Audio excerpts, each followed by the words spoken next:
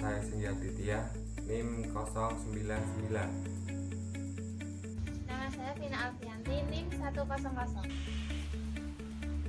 Perkenalkan, nama saya Yulia Edwirdiani, NIM 101. Saya Putri Destria, NIM 103. Saya Muhammad Noval Faras, NIM 104. Perkenalkan, nama saya Farolida Hanifah, NIM 105. Perkenalkan, nama saya Novilia Nurfadila Yuskrates, NIM 106. Saya Arina Safitri, NIM 107. Nama saya Dita Putri, NIM 108.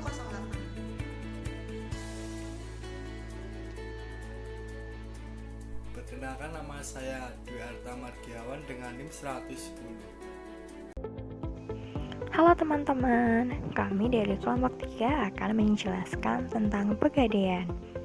Untuk tahu lebih jelasnya, simak videonya.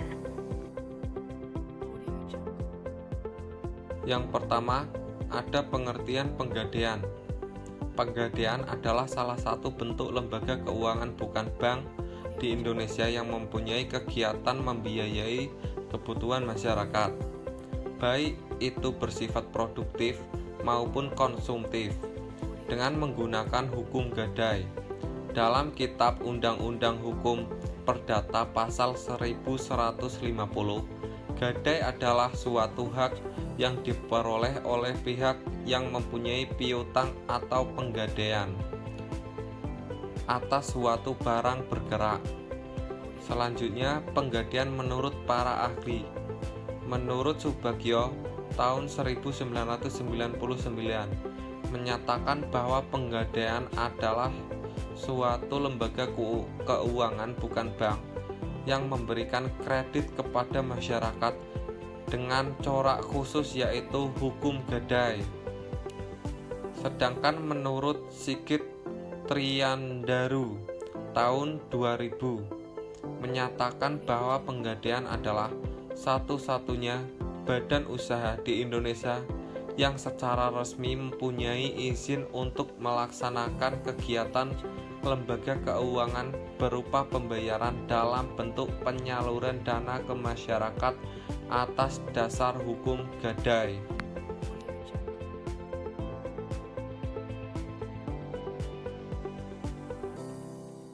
Sejarah Pegadaian. Lembaga Pegadaian ini pertama kali dikenal di Indonesia pada masa penjajahan Belanda. Pemerintah Belanda pada saat itu mendirikan lembaga keuangan yang bekerja dengan sistem gadai. Lembaga ini juga disebut dengan Bank Lening yang didirikan di Batavia pada tanggal 20 Agustus 1746. Tapi ketika Inggris berhasil untuk mengambil alih kekuasaan pada tahun 1811 atas Indonesia dari Belanda, lembaga tersebut akhirnya dibubarkan. Kemudian masyarakat diberikan sebuah kebebasan untuk dapat membangun usaha gadainya tersendiri, yaitu didirikan dengan syarat harus mendapatkan lisensi dari pemerintah daerah setempat. Namun, sistem ini ternyata akan memberikan kerugian kepada pemerintah Inggris, di mana pemilik lisensi yang bersifat semena-mena dengan praktik rentenir. Kemudian selanjutnya pada tanggal 1 April 1901, Belanda juga mendirikan Pegadaian Negara pertama kali di Sukabumi, Jawa Barat. Dan seterusnya pada tanggal 1 April dijadikan hari ulang tahun Pegadaian. Pada masa perjuangan kemerdekaan, kantor pusat Jawatan Pegadaian didirikan pada tahun 1905 yang awalnya berada di Jalan Kramat Raya, Jakarta, sempat dipindahkan ke Karanganyar, Kebumen karena pada situasi perang yang masih memanas agregasi militer II. Buat sebuah kantor pusat ini kembali dipindahkan lagi ke Magelang sebelum akhirnya kembali dipindahkan ke Jakarta pasca Perang Kemerdekaan Indonesia. Sejak pada masa itu, Pegadaian sudah beberapa kali berubah statusnya, yaitu dari jawatan berubah menjadi perusahaan negara sejak tanggal 1 Januari 1961. Kemudian pada tahun 1969, bentuk badan hukum berubah dari PN ke Perjan berdasarkan Peraturan Pemerintah Nomor 7 Tahun 1969. Kemudian perusahaan jawatan atau perjan ini kembali diubah menjadi Perum berdasarkan Peraturan Pemerintah Nomor 10 Tahun 1990 yang diperbarui dengan Peraturan Pemerintah Nomor 103 Tahun 2000 dan menjadi perseroan tanggal 1 April 2011 berdasarkan Peraturan Pemerintah Nomor 51 Tahun 2011. Jenis-jenis pegadaian. Ada dua jenis pegadaian, yaitu pegadaian konvensional dan pegadaian syariah. Pegadaian konvensional sendiri merupakan salah satu lembaga pemerintah yang memberikan uang pinjaman kepada para nasabah atas dasar hukum gadai. Kelebihan dari pegadaian konvensional adalah sudah tersebar luas di banyak tempat hingga di desa-desa, sehingga dapat dengan mudah dijangkau. Kekurangan dari pegadaian konvensional yaitu masih menggunakan sistem bunga, tarif jasa simpanan yang relatif lebih besar, biaya administrasi yang jauh lebih besar dibandingkan dengan pegadaian syariah, sisa uang dari beberapa hasil pelelangan barang diambil oleh lembaga pegadaian tersebut, dan pegadaian konvensional ini masih menggunakan sistem pencatatan secara manual. Yang kedua ada pegadaian syariah. Pegadaian syariah ialah salah satu lembaga keuangan atau juga divisi dari bentuk pegadaian dengan memberikan sebuah pinjaman kepada nasabah sesuai dengan prinsip-prinsip syariah Islam. Ada banyak kelebihan dari pegadaian syariah ini, yaitu menggunakan sebuah sistem bagi hasil. Lalu, pegadaian syariah ini menggunakan sistem gadai syariah dengan prinsip-prinsip syariah.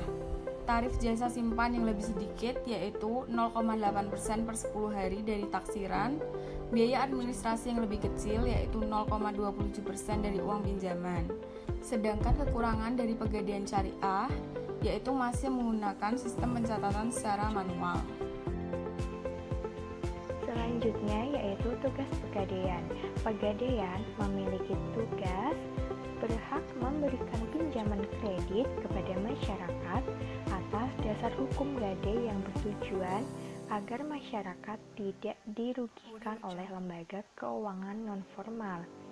Lalu ada juga tugas pokok dari pegadaian yaitu menyalurkan uang pinjaman atas dasar hukum gadai dan usaha-usaha lain yang berhubungan dengan tugas pegadaian atas dasar materi.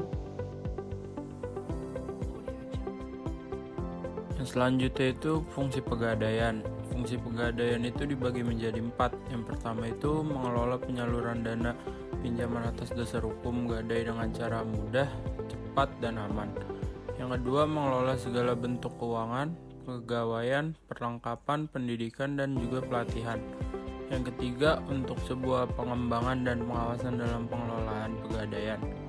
Yang keempat, menciptakan dan mengembangkan usaha-usaha lain yang menguntungkan bagi pegadaian maupun masyarakat.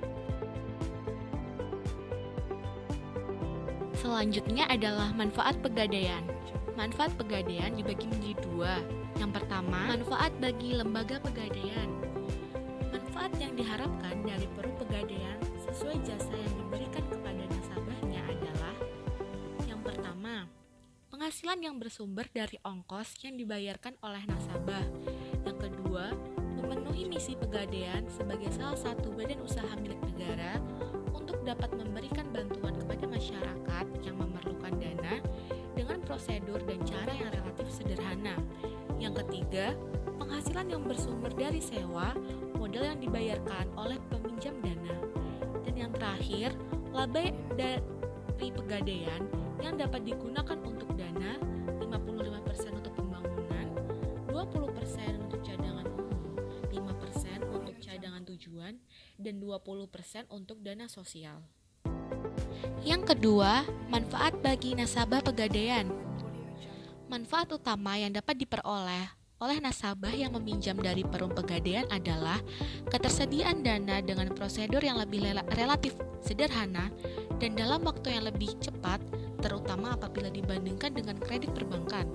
Maka nasabah juga dapat memperoleh manfaat berupa: yang pertama, nasabah dengan sangat cepat menerima dana segar dari lembaga pegadaian berdasarkan berbagai prosedur yang relatif lebih murah dan sederhana. Yang kedua, nasabah yang akan mendapatkan penaksiran nilai suatu barang bergerak secara profesional. Yang ketiga, nasabah yang akan mendapatkan fasilitas penitipan barang bergerak yang aman dan dapat dipercaya.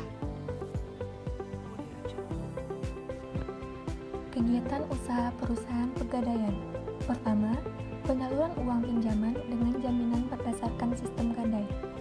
Perusahaan pegadaian melayani peminjaman uang dengan barang jaminan, di mana barang barang jaminan berada dalam penguasaan perusahaan gadai hingga nasabah menebusnya dengan melakukan pelunasan pinjaman pokok plus bunganya. Yang kedua yaitu penyaluran uang pinjaman dengan jaminan berdasarkan fidusia. Pada kegiatan usaha ini, perusahaan gadai memberikan pinjaman dengan barang jaminan surat-surat bukti kepemilikan barang, seperti BPKB motor atau mobil. Di sini, nasabah yang meminjam uang tidak menyerahkan motor atau mobil sebagai jaminannya, tetapi hanya BPKB-nya saja. Sementara fisik barang berupa motor atau mobil tetap berada dalam penguasaan nasabah. Selanjutnya yaitu pelayanan jasa titipan barang berharga. Perusahaan gadai melayani jasa penitipan barang berharga. Kegiatan usaha ini juga bisa dilakukan oleh lembaga perbankan yang disebut dengan Safe Deposit Box. Yang terakhir yaitu pelayanan jasa taksiran. Kegiatan usaha jasa taksiran ini disediakan bagi masyarakat yang ingin mengetahui nilai real dari barang-barang berharga miliknya, baik berupa emas dalam bentuk batangan, maupun perhiasan, berlian, mobil, motor, laptop, televisi, dan barang-barang elektronik lainnya.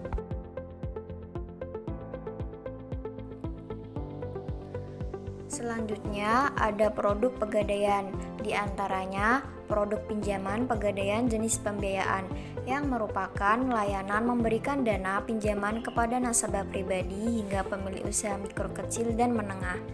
Contoh produknya yang pertama, pegadaian kredit cepat aman prima. Kedua, pegadaian KCA non tunai. Ketiga, pegadaian kreasi fleksi. Keempat, gadai fleksi.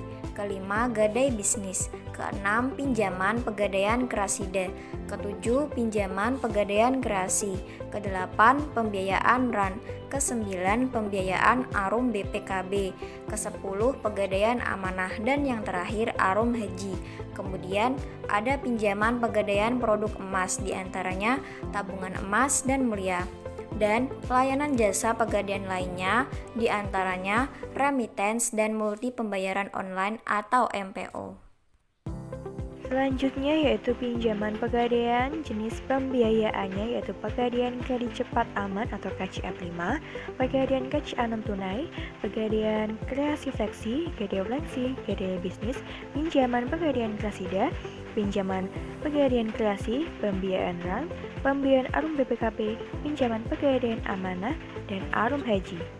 Selanjutnya yaitu produk pegadaian. Dapat kita lihat ya, terdapat produk utama yang terdiri dari KCA, Krasida, Kreasi, dan Gadai Efek.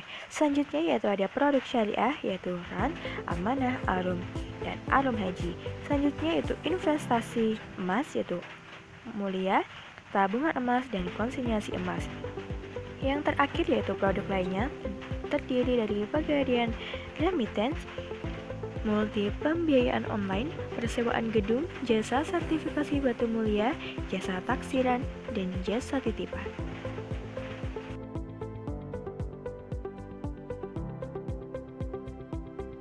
Kategori barang pegadaian merupakan benda bernilai menurut hukum syarat.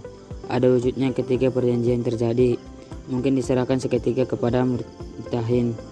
Jenis barang jaminan, barang tidak bisa untuk jaminan, binatang ternak, kerbau, sapi, kambing, dan lain-lain. Hasil bumi, padi, jagung, ketela pohon, dan lain-lain. Barang dagangan dalam jumlah besar, barang-barang yang cepat rusak, busuk, atau susut, barang-barang yang amat kotor, kendaraan yang sangat besar, barang-barang seni yang sulit ditaksir, barang-barang yang mudah terbakar, barang-barang jenis senjata, amunisi, dan misiu, barang-barang yang disewa belikan, barang-barang milik pemerintah, barang-barang ilegal.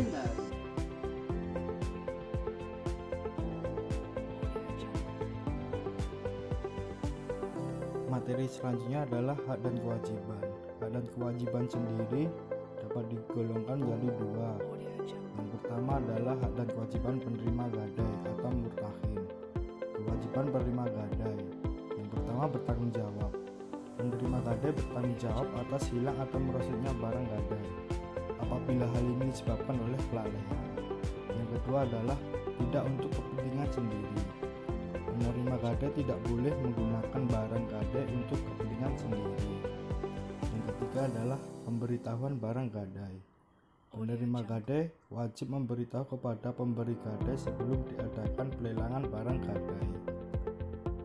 Kemudian hak penerima gadai. Pemegang gadai berhak menjual marhum apabila rahin tidak dapat memenuhi kewajiban pada saat jatuh tempo. Yang kedua adalah mendapat penggantian biaya. Pemegang gadai berhak mendapat penggantian biaya yang telah dikeluarkan untuk menjaga keselamatan marhum. Yang ketiga adalah penggadai berhak menahan barang. Selama pinjaman belum dilunasi, pemegang gadai berhak menahan barang gadai yang diserahkan oleh pemberi gadai atau nasabah. Kemudian yang kedua adalah hak dan kewajiban pihak pemberi gadai atau rahim. Kewajiban pemberi gadai yang pertama adalah melunasi pinjaman. Pemberi gadai wajib melunasi pinjaman yang telah diterimanya dalam tenggang waktu yang telah ditentukan, termasuk biaya-biaya ditentukan oleh penerima gadai. Yang kedua adalah merelakan. Pemberi gadai wajib merelakan penjualan atas barang gadai miliknya apabila dalam waktu yang telah ditentukan pemberi gadai tidak dapat melunasi pinjamannya. Kemudian hak pemberi gadai. Yang pertama adalah berhak mendapat kembali barang. Pemberi gadai berhak mendapat kembali barang gadai setelah ia melunasi pinjamannya. Yang kedua adalah dapat menuntut ganti rugi. Pemberi gadai berhak menuntut ganti rugi atas kerugian atau kerusakan atau kehilangan barang gadai apabila hal tersebut disebabkan oleh kelalaian penerima gadai. Yang ketiga adalah berhak menerima hasil penjualan. Pemberi gadai berhak menerima sisa hasil penjualan barang gadai setelah dikurangi biaya pinjaman dan biaya-biaya lainnya.